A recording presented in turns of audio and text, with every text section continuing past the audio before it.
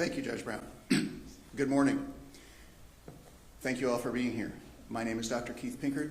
I'm the Chief Medical Examiner for Travis County, and we have completed the annual report for calendar year 2024 for the Medical Examiner's Office. And today, I would like to summarize the data on accidental drug deaths in calendar year 2024.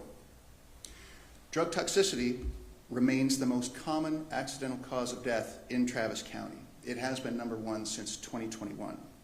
There were 380 drug toxicity deaths last year in 2024.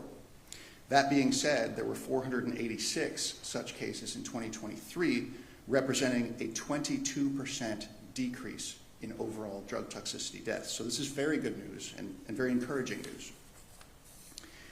As we've seen in several years previous, the majority of drug deaths are due to a combination of drugs rather than a single drug alone. 58% of all drug deaths are due to the presence of more than one drug being present in the body. Looking more specifically at fentanyl, we saw a 10-fold increase, so 1,000% or more, in fentanyl deaths from 2019 at 22 deaths to 2022 with 245 deaths, with another increase in 2023 to its highest number yet. In 2024, however, there were 179 accidental drug deaths involving fentanyl. This is 100 fewer than the prior year in 2023, representing a 36% decrease in deaths involving fentanyl.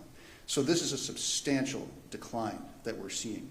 And so the number we're looking at is now intermediate to the numbers of fentanyl deaths we saw between 2021 and 2022.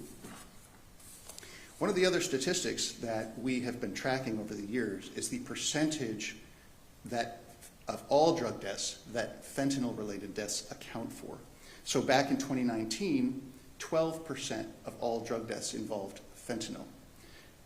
This rose to a maximum in 2022 at 59% and a similar percent at 56% in 2023. In contrast, in 2024, the percentage of all drug deaths with fentanyl involved declined to 47%. So what this means is that not only is the absolute number of fentanyl-involved drug deaths decreasing, but the percentage of all drug deaths involving fentanyl is also decreasing as well.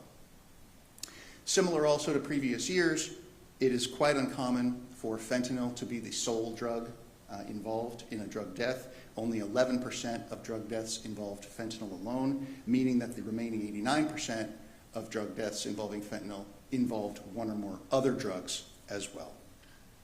So to summarize, there was a 22% decrease in all accidental drug deaths, a 36% decrease in fentanyl-involved drug deaths.